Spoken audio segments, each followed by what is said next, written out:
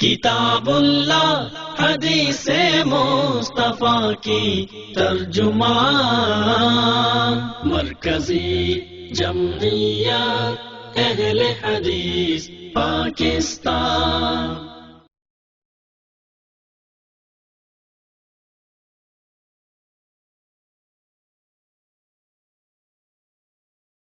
شكرا يا ربي شكرا، هديت قلبي شكرا۔ السلام علیکم ورحمۃ اللہ وبرکاتہ۔ ان الحمد للہ نحمده ونستعینه ونستغفره ونؤمن به ونتوکل علیہ ونعوذ باللہ من شرور انفسنا ومن سیئات اعمالنا،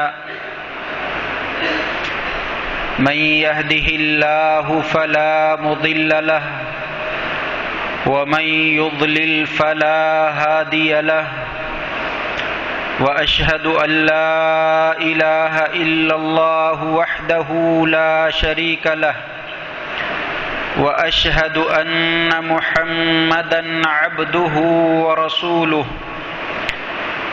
يا أيها الذين آمنوا اتقوا الله حق تقاته ولا تموتن إلا وأنتم مسلمون۔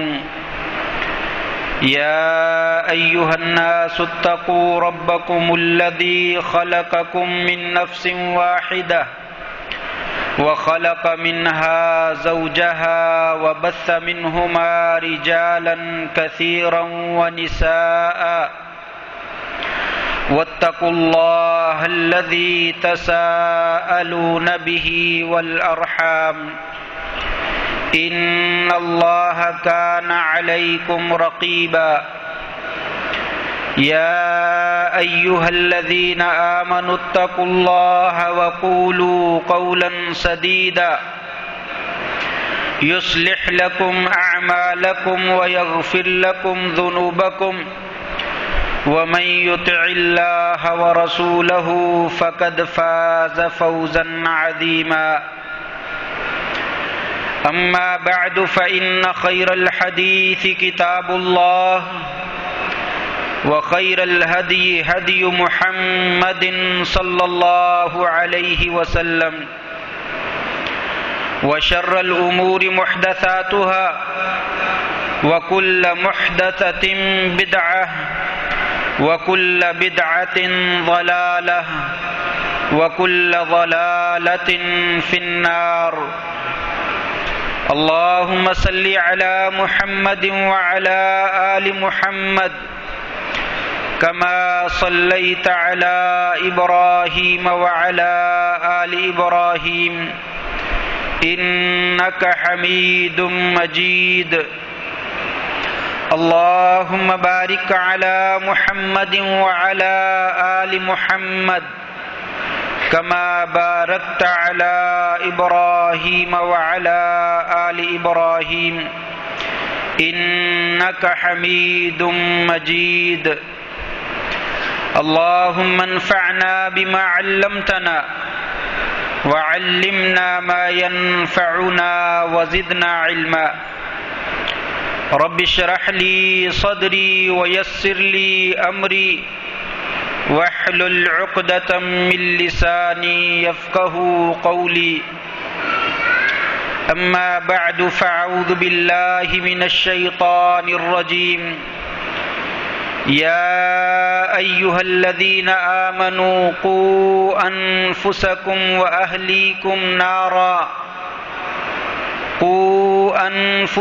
وأهليكم نارا وقودها الناس والحجارة عليها ملائكة غلاظ شداد لا يعصون الله ما أمرهم ويفعلون ما يؤمرون۔ صدق اللہ مولانا العظیم۔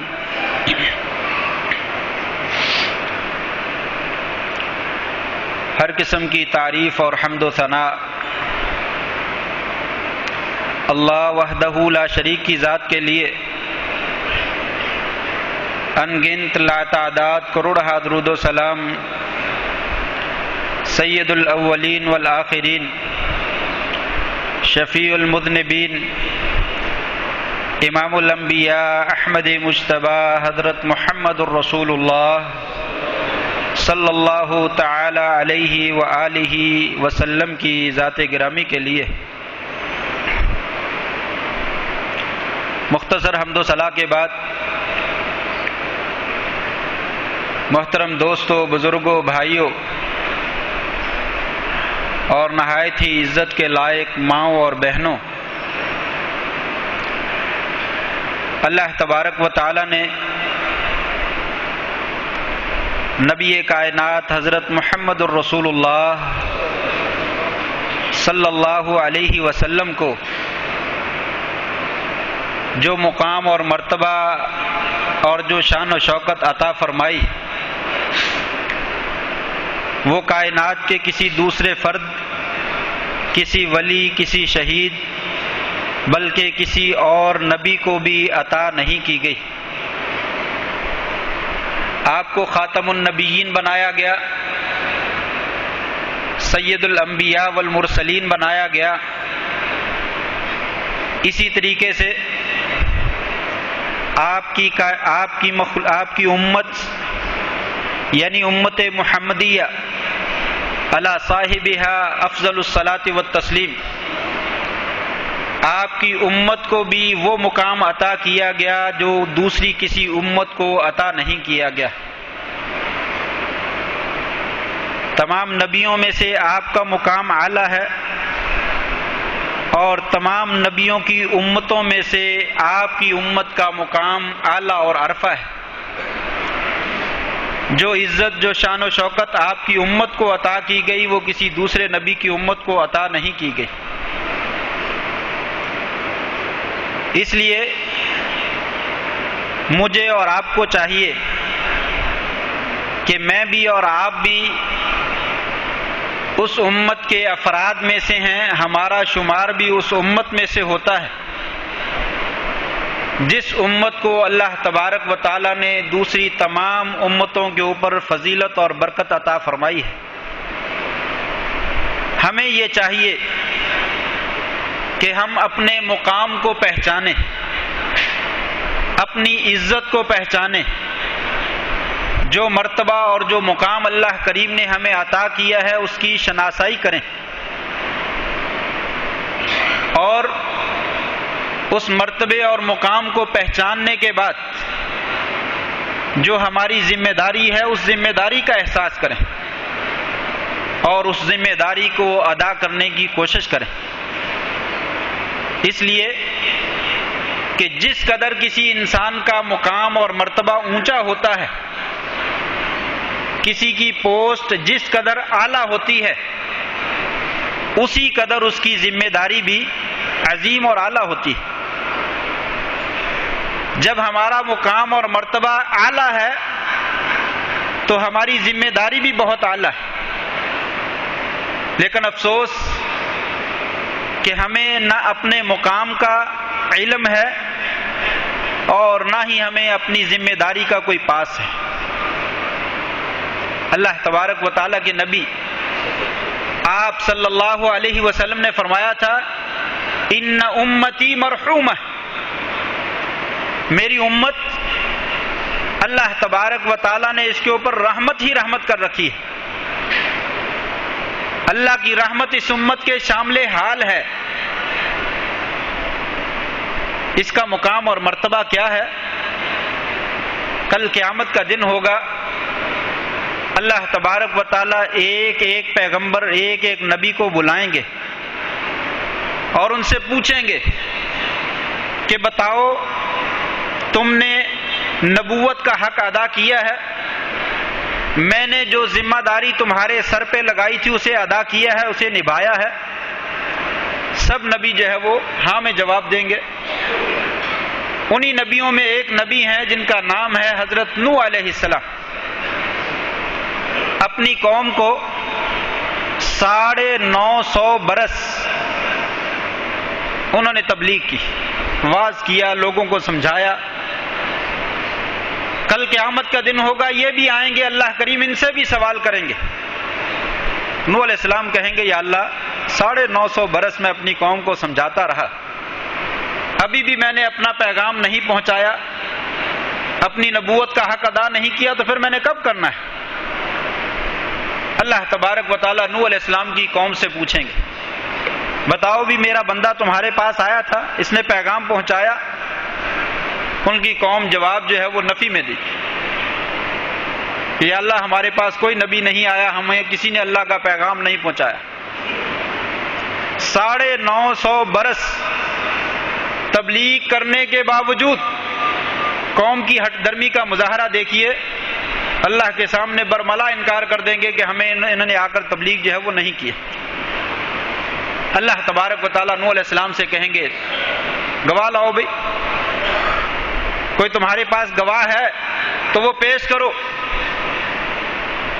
تو نوح علیہ السلام جو ہے وہ نبی کائنات حضرت محمد الرسول اللہ صلی اللہ علیہ وسلم اور آپ کی امت کا نام لے دیں گے۔ میرے گواہ کون ہیں؟ یہ نبی آخر الزمان اور ان کی امت جو ہے یہ میری گواہی دیں گی کہ میں نے پیغام جو ہے وہ پہنچا دیا۔ یہ مقام ہے آپ لوگوں کا۔ کل قیامت کے دن نوح علیہ السلام کہیں گے امت محمدیہ صلی اللہ علیہ وسلم یہ میری گواہی دیں گی کہ میں نے اللہ کا پیغام جو ہے وہ پہنچایا۔ اللہ تبارک و تعالیٰ امت محمدیہ سے پوچھیں گے کیوں بھائی بتلاؤ انہوں نے اللہ کا پیغام پہنچایا تھا؟ ہم سب لوگ جو ہے وہ مل کر جواب دیں گے کہ بالکل پہنچایا۔ اللہ تعالیٰ فرمائیں گے تم لوگ کیسے گواہی دیتے ہو؟ تم تو اس وقت موجود نہیں تھے، تم نے گواہی کیسے دی ہے؟ مسلمان جواب دیں گے یا اللہ تو نے اپنا قرآن، اپنی کتاب، اپنا کلام اپنے آخری نبی پر نازل کیا تھا، وہ قرآن ہم پڑھتے تھے۔ یہ جواب کون دیں گے؟ جنہوں نے قرآن پڑھا ہے، جنہوں نے قرآن سمجھا ہے، جن کے پاس قرآن کا علم موجود ہے۔ جو قرآن کو ہاتھ ہی نہیں لگاتے وہ اس امت میں شامل نہیں ہیں۔ وہ کل قیامت کے دن یہ گواہی نہ دے سکیں گے۔ وہی لوگ گواہی دیں گے جنہوں نے قرآن کو پڑھا ہے، کہیں گے یا اللہ ہم نے قرآن پڑھا ہے، تیرے قرآن میں لکھا ہوا تھا کہ میرا ایک نبی نوح تھا، وہ اپنی قوم کے پاس آیا اور اس نے اپنی امت کو جو ہے وہ پیغام پہنچایا، تبلیغ کی، اور بہت لمبے عرصے تک جو ہے وہ تبلیغ کرتے رہے، لیکن ان کی امت نے جو ہے اس کی تبلیغ کو قبول نہ کیا۔ اس کا ذکر تیرے قرآن میں موجود ہے، تیرے قرآن کی بنا پر ہم گواہی دیتے ہیں کہ یہ نبی آیا تھا اور اس نے تیرا پیغام پہنچایا تھا۔ وَكَذَلِكَ جَعَلْنَاكُمْ أُمَّةً وَسَطًا لِتَكُونُوا شُهَدَاءَ عَلَى النَّاسِ۔ اللہ تعالیٰ فرماتے ہیں اے امت محمدیہ ہم نے تم کو درمیانی امت بنایا ہے تاکہ تم لوگوں کے اوپر جو ہے وہ کیا کرو؟ گواہی دو۔ وَيَكُونَ الرَّسُولُ عَلَيْكُمْ شَهِيدًا، اور رسول جو ہے وہ تمہارے اوپر کیا ہے؟ وہ گواہ بن جائیں گے۔ رسول بھی تمہارے حق میں یا تمہارے خلاف جو ہے وہ گواہی دیں گے۔ تو یہ ہے امت محمدیہ کا مقام۔ کل قیامت کے دن آپ گواہی دیں گے نبیوں کے حق میں کہ اللہ تیرے نبیوں نے تیرا پیغام جو تھا وہ لوگوں تک پہنچا دیا اور اس کا حق ادا کر دیا۔ یہ اعزاز، یہ مقام کس بنا پہ ملا؟ کس وجہ سے؟ کیا ہم جان اور جسم کے اعتبار سے دوسری قوموں سے زیادہ طاقتور ہیں؟ کیا ہم ایجادات میں، چیزیں بنانے میں پہلی قوموں سے آگے نکل گئے ہیں؟ کیا ہمارے پاس اسلحہ یا پیسہ وہ دوسری قوموں سے زیادہ ہے؟ ان میں سے کوئی چیز بھی نہیں۔ اللہ تعالیٰ نے قرآن مجید میں جگہ جگہ ذکر کیا ہے اے امت محمدیہ تم تو کمزور مخلوق ہو، تم سے پہلی امتیں بڑی بڑی طاقتور قومیں تھیں، بڑے جفاکش تھے، پہاڑوں کو تراش تراش کے وہ اپنے محل اور مکان بنایا کرتے تھے۔ تم تو بہت کمزور ہو، تمہیں یہ اعزاز کیوں دیا گیا ہے؟ کنتم خیر امۃ اخرجت للناس تأمرون بالمعروف وتنہون عن المنکر وتؤمنون باللہ. اے امت محمدیہ، اپنے اعزاز کو پہچانیے، اپنے مقام کو پہچانیے، تمہارا مقام کیا ہے اور تمہیں یہ مقام کیوں دیا گیا. تم بہترین امت ہو، اخرجت للناس، جسے لوگوں کے لیے نکالا گیا ہے، جسے لوگوں کے لیے نکالا گیا ہے. پہلی امتیں لوگوں کے لیے نہ نکالی گئیں، پہلی امتیں صرف اپنے آپ کے لیے تھی. ایک نبی، دو نبی، تین نبی ایک ہی بستی کی طرف بھیج دیے جاتے، اور نبی جو ہے وہ بستی والوں کو اللہ کا پیغام سناتا، اور بستی والوں کی ذمہ داری کیا ہوتی تھی؟ اپنی اصلاح کر، نبی کی تعلیمات پہ عمل کریں بس. لیکن امت محمدیہ کا اعزاز کیا ہے؟ یہ لوگوں کے لیے نکالی گئی ہے. اس کا سونا، اس کا جاگنا، اس کا اٹھنا بیٹھنا، اس کی امیدیں، اس کی آرزوئیں، اس کی خواہشیں اور اس کی تمنائیں کس کے لیے ہیں؟ لوگوں کے لیے. کیا مطلب؟ مطلب یہ ہے کہ اس امت کا خاصہ یہ ہے نبی کی تعلیمات کو لے کر اپنے آپ کو درست کرنا، نبی کی تعلیمات کو لے کر اپنے اوپر نافذ کرنا اور خود عمل کرنا، اور پھر لوگوں کی اصلاح کرنا. کنتم خیر امۃ اخرجت للناس تأمرون بالمعروف وتنہون عن المنکر. تم بہترین امت کیوں ہو؟ اس وجہ سے کہ تم لوگوں کو نیکی کا حکم دیتے ہو اور لوگوں کو برائی سے روکتے ہو. وتؤمنون باللہ، اور تم اللہ پر ایمان رکھتے ہو. مفسرین نے بڑا عجیب نقطہ بیان کیا ہے. تؤمنون باللہ آخر میں ذکر کیا، تأمرون بالمعروف وتنہون عن المنکر پہلے ذکر کیا. حالانکہ ایمان جو ہے وہ کیا ہے؟ تمام عملوں کے لیے بنیادی شرط ہے. ایمان پہلے ہے، پھر نماز قبول ہے، روزہ قبول ہے، حج قبول ہے، زکوٰۃ قبول ہے، نیکی کا حکم قبول ہے. اگر ایمان نہیں ہے تو کوئی عمل قابل قبول. لیکن یہاں پہ اللہ تعالیٰ نے ایمان کا ذکر آخر میں کیا. مفسرین نے ذکر کیا ہے کہ ایمان باللہ بڑی مہم چیز ہے، لیکن یہ امت محمدیہ کا خاصہ نہیں ہے. پہلی امتیں بھی اللہ پر ایمان لاتی تھی، امت محمدیہ بھی اللہ پر ایمان لاتی ہے. اس امت کا خاصہ کیا ہے؟ تأمرون بالمعروف وتنہون عن المنکر.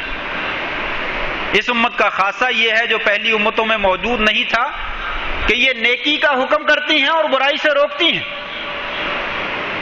یہ خاصہ ہے. اس کی بنا پر کہا گیا کہ تم بہترین امت ہو، تم اعلیٰ اور عمدہ امت ہو.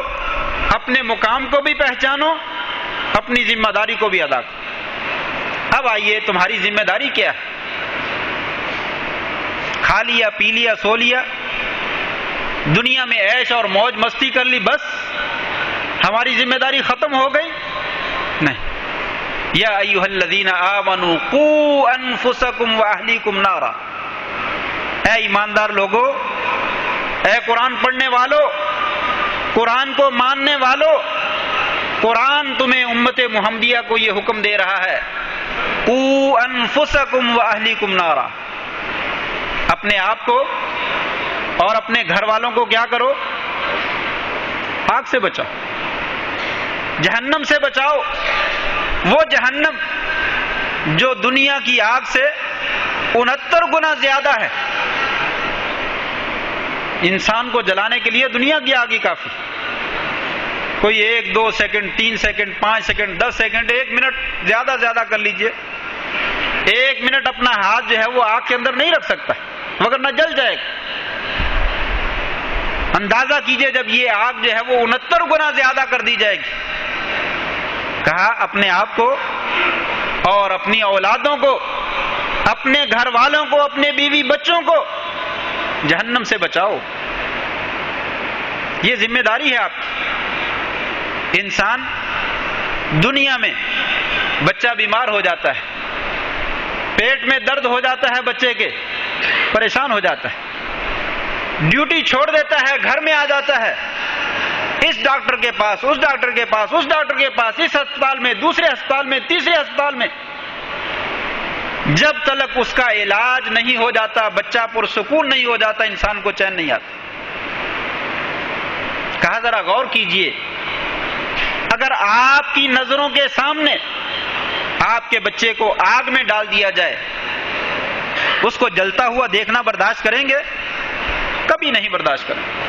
قوا انفسکم واہلیکم نارا، اپنے آپ کو بھی جہنم کی آگ سے بچاؤ اور اپنے بچوں کو بھی اور اپنے گھر والوں کو بھی جہنم کی آگ سے جو ہے بچاؤ۔ وہ کیسے بچانا ہے؟ کس طریقے سے بچانا ہے؟ نبی کریم صلی اللہ علیہ وسلم کا ارشاد گرامی ہے، من مات وهو يعلم انه لا الہ الا اللہ دخل الجنہ، جو انسان فوت ہوا اس حال میں کہ وہ جانتا ہے، گواہی دیتا ہے کہ اللہ تیرے سوا کوئی معبود نہیں، یا اللہ تیرے سوا کوئی الہ نہیں، کوئی عبادت کے لائق نہیں، نماز، زکوٰۃ، روزہ، حج، زکوٰۃ، قربانی، نذر، نیاز، منتیں، چڑھاوے، رکوع، سجود، یا اللہ سب کچھ تیرے لیے ہے، تو ہی اس کا لائق ہے، اس حالت میں اگر کوئی آدمی فوت ہو گیا دخل الجنہ، وہ آدمی جنت میں چلا گیا۔ کہا یہ سبق خود بھی سیکھیے اور اپنے بچوں کو بھی سکھلائیے، اپنے گھر والوں کو بھی سکھلائیے، یہ تمہاری ذمہ داری ہے، جہنم سے بچ جاؤ۔ اور دوسری حدیث میں آپ نے ارشاد فرمایا، من مات وهو یشرک باللہ شیئا دخل النار، جو انسان اس حال میں فوت ہوا اور وہ اللہ تبارک و تعالیٰ کے ساتھ شرک کرتا تھا، معمولی سا بھی، شیئن حقیر چیز، ذرہ برابر بھی اللہ کے ساتھ شریک ٹھہراتا ہے، شرک کرتا ہے، اللہ کے ساتھ عبادت کے لائق کسی کو سمجھتا ہے، مشکل کشائی کے لائق کسی کو سمجھتا ہے، اللہ تعالیٰ کی صفات میں کسی کو شریک سمجھتا ہے، ذرہ برابر بھی، رائی کے دانے کے برابر بھی، دخل النار، وہ جہنم میں داخل ہو جائے۔ فرمایا اس چیز سے اپنے آپ کو بھی بچاؤ اور اپنی اولادوں کو بھی اور اپنے گھر والوں کو بھی بچاؤ۔ نبی کریم صلی اللہ علیہ وسلم مکہ مکرمہ میں 13 برس یہی عقیدہ لوگوں کے ذہنوں میں راسخ اور پختہ کرتے رہے، لوگوں اللہ کے سوا کسی کی پوجا نہ کرو، یہ بتوں کی، یہ لات کی، یہ منات کی، یہ ہبل کی، یہ عزا کی، یہ جتنے بھی نیک تمہارے بزرگ گزرے ہیں جن کی تم نے مورتیاں بنا رکھی ہیں، ان کی پوجا نہ کرو، پوجا کے لائق صرف ایک اللہ ہے، صرف ایک رب ہے، ایک ہی تمہارا معبود ہے، اس کی عبادت کرو، شرک نہ کرو، شرک کرو گے تو جہنم میں چلے جاؤ۔ قل جاء الحق وزهق الباطل، مکہ میں داخل ہوئے، تمام مورتیاں، تمام مجسمے، تمام بت سارے کے سارے ٹکڑے ٹکڑے کر دیے اور نیچے زمین پہ گرا دیے۔ کہا اللہ کے ساتھ جو ہے وہ شرک جو ہے وہ جائز نہیں، آج حق آ گیا، اسلام چھا گیا، لوگوں یہ دین ہے، اس کو اختیار کرو۔ پھر مدینہ میں آئے، پھر مدینہ میں آنے کے بعد آپ صلی اللہ علیہ وسلم نے توحید کے بعد رسالت، اس کا عقیدہ جو ہے وہ لوگوں کے ذہنوں میں استوار کیا اور پختہ کیا۔ لوگوں تمہارا ایک نبی ہے، اس کی بات ماننی، اس نے جو حکم دے دیا وہ آخری حکم ہے، اس نے تمہیں نماز پڑھنے کا حکم دیا، نماز پڑھو۔ دن رات آپ صلی اللہ علیہ وسلم بیت اللہ میں کھڑے ہو کر نمازیں پڑھتے ہیں، لوگوں کو اپنی نماز دکھاتے ہیں، صحابہ کراموں کو نماز پڑھنے کا حکم دیتے ہیں، اور کہا جاتا ہے کہ جو نماز کو لیٹ کر کے پڑھتا ہے وہ منافق ہے، اور جو نماز کے لیے آتا ہی نہیں وہ تو کافر اور مشرک ہے۔ ہمارا ان کے ساتھ کوئی تعلق نہیں جو نماز ہی نہیں پڑھتا، اور جو غلط نماز پڑھتا ہے، آپ نے فرمایا ارجع فصلی فإنک لم تصلی، صحابی نماز پڑھتا ہے اور آپ کہتے ہیں واپس چلے جاؤ، جاؤ جا کر دوبارہ نماز پڑھو، تم نے نماز نہیں پڑھی۔ یہ امت محمدیہ کا فریضہ ہے۔ لوگوں کی اصلاح کرنا، لوگوں کا تزکیہ کرنا، اپنی آپ کی اصلاح کرنا، لوگوں کی اصلاح کرنا. آپ لوگوں کو کیسے تبلیغ کر رہے ہیں؟ نماز کا حکم دیا، نماز کے پیچھے رہنے والوں کا حکم بتلایا، اور نماز غلط پڑھنے والوں کو بھی بتلایا کہ اللہ کی عبادت ضرور کرنا ہے لیکن صحیح طریقے سے کرنا ہے، غلط طریقے سے نہیں کرنا. جہاں کوئی لگا ہے لگا رہنے دو، یار عبادت تو کرتا ہے کرنے دو، اللہ کو تو سجدہ کر رہا ہے نا کرنے دو. نہیں، اللہ کو سجدہ اگر غلط کر رہا ہے تو اس کو بتلاؤ یہ سجدہ غلط ہے. اگر کوئی مغرب کی جانب کی بجائے مشرق کی جانب منہ کر کے نماز پڑھنا شروع کر دے، آپ کہیں لگا رہنے دو یار اللہ کی عبادت ہی کر رہا ہے، جدھر مرضی منہ کر لو. نہیں، شریعت نے ہمیں حکم دیا مغرب کی طرف منہ کریجیے، بیت اللہ کی جانب جو ہے وہ منہ کیجیے، اس کو بتلائیے. آپ نے فرمایا واپس پلٹ جاؤ. 3 مرتبہ اس صحابی نے نماز پڑھی اور تینوں مرتبہ آپ نے کہا جاؤ واپس پڑھ لو، تم نے نماز نہیں پڑھی، صحیح نماز پڑھو. یہ مدینہ میں جا کر آپ جو ہے وہ اصلاح کر رہے ہیں. یہ ذمہ داری. قوا انفسکم واہلیکم نارا. لوگوں اپنے آپ کو اور اپنے گھر والوں کو اور اپنے بیوی بچوں کو جہنم کی آگ سے بچاؤ. لوگوں کی اصلاح کر رہے ہیں. عبادات میں، معاملات میں، دنیاوی چیزوں میں لوگوں کی اصلاح کی جا رہی ہے. آپ جا رہے ہیں بازار میں گئے، ایک دکان کے اوپر سے گزرے، گندم کا ڈھیر لگا ہوا ہے، آپ نے درمیان میں ہاتھ ڈال دی، ہاتھ ڈال کے گندم باہر نکالی تو آپ کا ہاتھ تر ہو گیا، گیلا ہو گیا. آپ نے کہا یا صاحب الطعام ما ھذا، اے دکان والے یہ کیا ہے؟ اوپر تو نے گندم جو ہے وہ بڑی خشک رکھی ہوئی ہے اور نیچے گیلی گندم رکھی ہوئی ہے. دکان والا کہنے لگا یا رسول اللہ صلی اللہ علیہ وسلم یہ رات بارش ہو گئی تھی، میں نے گیلی گندم کو نیچے رکھ دیا اور تازہ گندم، خشک گندم جو ہے اوپر ڈال دی ہے. آپ فرمایا من غشنا فلیس منا. اے میرے صحابی، جس نے میری امت کے کسی فرد کو دھوکہ دیا، سوچئے ذرا، آپ اور میں بازار میں، معاملات میں، گھر میں، اولاد میں، دوستوں کے ساتھ، احباب کے ساتھ کیا کرتے ہیں؟ آپ فرماتے ہیں یا صاحب الطعام من غشنا فلیس منا. جس نے ہم میں سے کسی ایک کو آپس میں ایک دوسرے کو دھوکہ دیا، اس کا ہمارے ساتھ کوئی تعلق. قوا انفسکم واہلیکم نارا. اپنے آپ کو، اپنے گھر والوں کو، اپنے بیوی بچوں کو جہنم سے بچائیے. آپ امت محمدیہ کے فرد ہیں، آپ کا مقام بہت اعلیٰ ہے، آپ کی شان بہت اعلیٰ ہے، اور آپ کی ذمہ داری بھی بہت اعلیٰ ہے. آپ کی ذمہ داری بھی بہت بڑی ہے. اس کا احساس کیجئے، اس کا ادراک کیجئے. آپ نے جو کچھ کہا وہ کر کے دکھلایا. لوگ دیکھ کر مسلمان ہوتے تھے، تلوار کے ڈر سے مسلمان نہیں ہوتے تھے. لوگ مسلمانوں کی قوت سے خائف نہیں تھے. لوگ مسلمانوں کے عمل کو، ان کے کردار کو، ان کے کریکٹر کو دیکھ کر مسلمان ہو جایا کرتے تھے. ابو سفیان، فتح مکہ کا موقع ہے، مشرکین کا سربراہ ہے. نبی کریم صلی اللہ علیہ وسلم نے مکہ پہ چڑھائی کی. جب مسلمان بہت بڑے لشکر لے کر آ گئے، ابو سفیان کو یقین ہو گیا کہ اب ہم مغلوب ہو گئے ہیں. اپنے گھر میں داخل ہوا اور کہا کہ میں مسلمان ہو گیا. ان کی بیوی ہند معروف عورت ہے، قریش کی سردار عورتوں میں سے ہے. اس نے ابو سفیان کی داڑھی کو پکڑ لی، داڑھی پکڑ کر کھینچنے لگی. ابو سفیان بزدل آدمی، اب لڑائی کا وقت ہے تو جو ہے وہ مسلمان ہو رہا ہے. کفار سے کہنے لگی اے کافرو، ابو سفیان کو اس کے عہدے سے ہٹا دو، یہ عہدے کے قابل نہیں ہے، یہ تو بزدل ہے، نکما آدمی ہے، ڈرپوک آدمی ہے.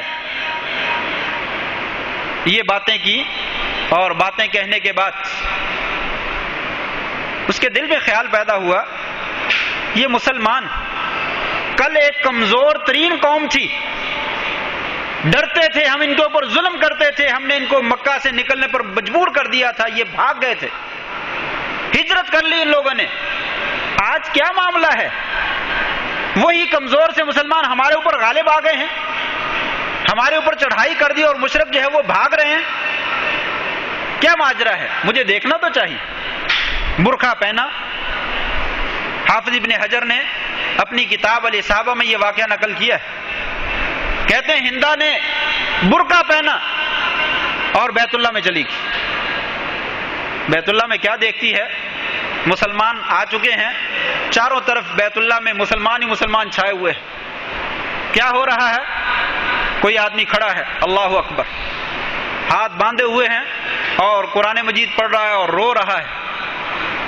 کوئی آدمی رکوع میں جھکا ہوا ہے اور رو رو کر اللہ تعالیٰ کی تسبیحیں بیان کر رہا ہے. اور کوئی آدمی سجدے میں پڑا ہوا ہے اور رو رو کر اللہ تعالیٰ کا شکریہ ادا کر رہا ہے اور اللہ تعالیٰ کی تعریفیں کر رہا ہے اور اللہ سے دعائیں مانگ رہا ہے. ہر بندہ جو ہے وہ عبادت میں مشغول ہے، بیت اللہ کھچا کھچ بھرا ہے اور مسلمان جو ہے وہ عبادت میں مشغول ہے. گانے نہیں سن رہے، موبائل نہیں سن رہے، فوٹو تصویریں نہیں بنا رہے، اللہ کا شکریہ ادا کر رہے ہیں، اللہ کی عبادت کر رہے ہیں، رکوع کے ساتھ، سجدے کے ساتھ، قیام کے ساتھ، دعاؤں کے ساتھ. وہاں سے بھاگی ہوئی واپس آئی، ابو سفیان کو کہنے لگی، ابو سفیان مجھے بھی لے چلو، جس نبی کے پاس تم جا کر کلمہ پڑھ چکے ہو مجھے بھی کلمہ پڑھاؤ، میں بھی مسلمان ہونا چاہتا ہوں. ابو سفیان کہنے لگا، ہندا کیا ہوا؟ ابھی تو مجھے بزدلی کے تانے دے رہی تھی، میری داڑھی کو پکڑ کر کھینچ رہی تھی اور نوچ رہی تھی، مجھے ملامت کر رہی تھی، اب تو کیا ہوا تجھے؟ ہندا نے قسم اٹھا کے کہا، واللہ اللہ کی قسم، جب سے مجھے ہوش سنبھالا ہے میں نے بیت اللہ کو میں نے اپنی آنکھوں سے دیکھا، بیت اللہ میں اللہ تبارک و تعالیٰ کی عبادت نہیں کی گئی جس طرح عبادت کرنی چاہیے تھی. آج میں نے وہ نظارہ دیکھا ہے، اللہ تبارک و تعالیٰ کی جیسے عبادت ہونی چاہیے تھی، جیسے اللہ کے گھر کو آباد کرنا چاہیے تھا، مسلمانوں نے آج اسی طرح عبادت کا آباد کر کے دکھلا دیا ہے. آج واقعتاً اللہ تعالیٰ کی بندگی کی جا رہی ہے. ہندا جو ہے مسلمانوں کی عبادت کو دیکھ کر مسلمان ہو جاتی ہے. مسلمان اپنے قول اور کردار سے پہچانے جاتے ہیں. قول بولتے ہیں تو لوگ ان کی بات سن کر پہچان لیتے ہیں یہ کوئی مسلمان بول رہا ہے. مسلمان عمل کرتا ہے تو لوگ عمل دیکھ کر جو ہے وہ پہچان لیتے ہیں یہ مسلمانوں کا عمل ہے. ہماری جماعت میں بڑے بڑے نامور علماء اور شیوخ اور محدثین اور فقہا پیدا ہوئے، وہ اپنے قول سے، اپنے کریکٹر سے، اپنے گفتار سے لوگوں کی اصلاح کیا کرتے تھے. بے شمار تاریخ بڑی پڑی ہے، ایک ایک کا نام لوں تو وقت بیت جائے. انہی میں ایک نام مولانا محمد حسین شیخوبری رحمہ اللہ کا آتا ہے. ایک گاؤں میں تقریر کرنے کے لیے گئے، میر محمد اس گاؤں کا نام تھا. اس میں تقریر کرنے کے لیے گئے، لوگوں نے اعلان کر دیا کہ ایک وہابی آ رہا ہے جو گستاخ ہے، اللہ کا، اس کے رسول کا، اس کے دین کا، اس کی بات نہ سننا، اس کو تقریر نہ کرنے دینا، اس کو اپنے گاؤں سے مار مار کے نکال دینا. لوگ جمع ہو گئے. گاؤں کا نمبردار جہاں دیدہ آدمی تھا، اللہ تبارک و تعالیٰ اپنے بندوں کی مدد کرتے ہیں اور اپنے دین کی نشر و اشاعت کرتے ہیں.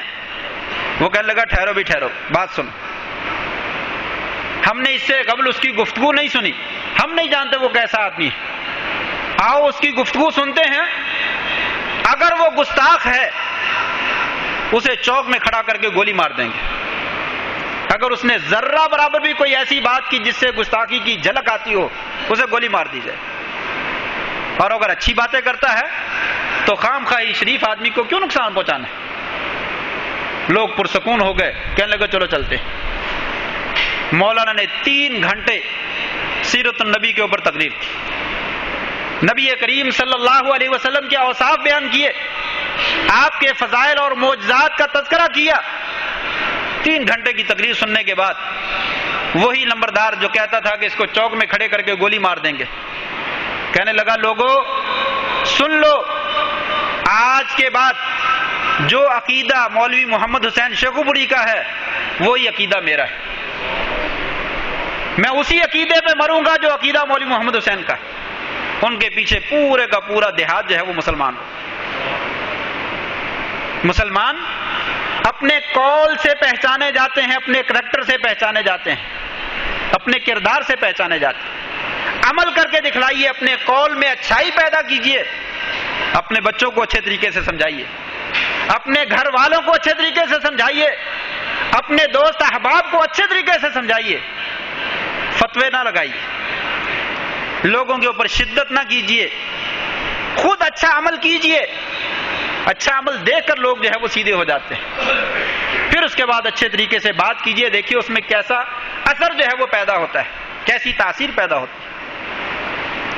حضرت ثمامہ معروف واقعہ ہے، ابھی مسلمان نہیں ہوئے، آپ نے لشکر بھیجا، ثمامہ بن اسال اس کو گرفتار کر لیا، قبیلے کا بہت بڑا سردار ہے، مسلمانوں نے گرفتار کر کے لا کر مسجد نبوی کے اندر ستون کے ساتھ باندھ۔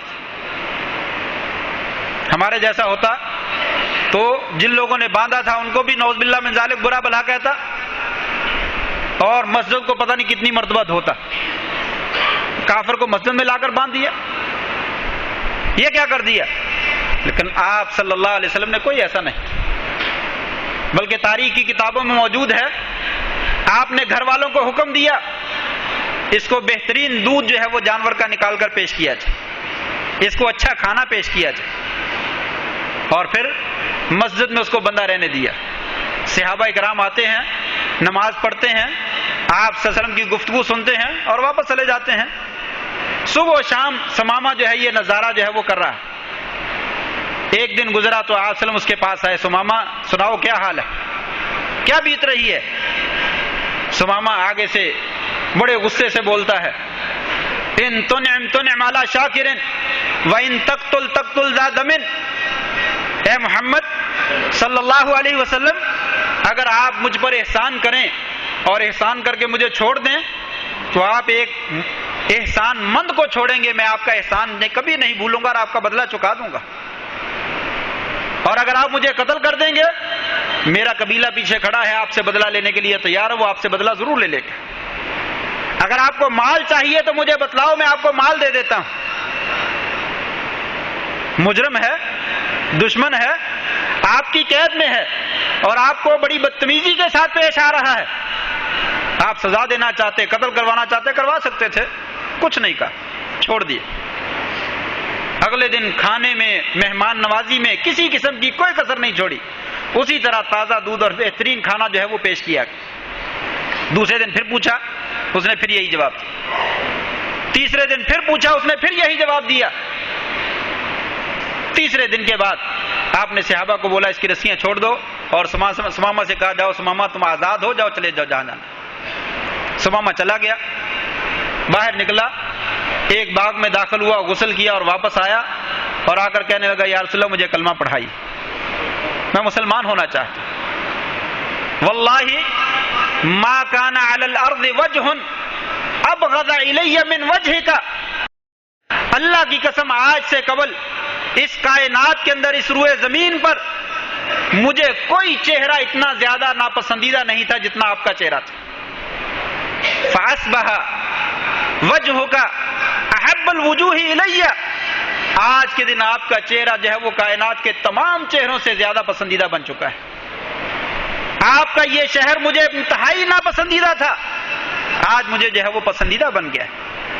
آپ کا دین سب سے زیادہ ناپسندیدہ تھا، لیکن آج کے دن آپ کا دین جو ہے وہ مجھے سب سے زیادہ پسندیدہ بن گیا ہے، مجھے مسلمان کر لیجیے۔ آپ صلی اللہ علیہ وسلم نے کیا دکھلایا؟ اپنا قول، اپنا کردار، اپنا حسن سلوک، اور صحابہ کرام کو نماز پڑھتا ہوا دیکھو، مسلمان ایسے نماز پڑھتے ہیں، نماز پڑھتا ہوا دکھلایا اور اپنا قول اور اپنا کریکٹر اور اپنا کردار پیش کیا۔ نتیجہ کیا نکلا؟ جو آپ کی جان کا دشمن تھا، آپ کا خون کا پیاسا تھا، وہ کہنے لگا مجھے اپنا خادم بنا لیجئے، میں آپ کا غلام بن چکا ہوں۔ یہ ہے ہمارا مقام اور یہ ہے ہماری ذمہ داری کہ ہم اپنے مقام کو پہچانیں اور اپنی ذمہ داری کا احساس کریں۔ قوا انفسکم واہلکم نارا، اپنے آپ کو، اپنے گھر والوں کو، اپنے بیوی بچوں کو جہنم کی آگ سے بچانے کی کوشش کریں، تبھی کامیابی مل سکتی ہے، وگرنہ یہ زندگی بیکار ہے، بیکار نہیں بلکہ وبال جان ہے اور عذاب اور انتہائی نقصان کا ذریعہ بن جائے گی۔ اللہ تبارک و تعالی ہمیں اس نقصان سے محفوظ فرمائے اور ہمیں اپنی ذمہ داری کا احساس کرنے کی توفیق عطا فرمائے۔ وآخر دعوانا ان الحمد للہ رب العالمین۔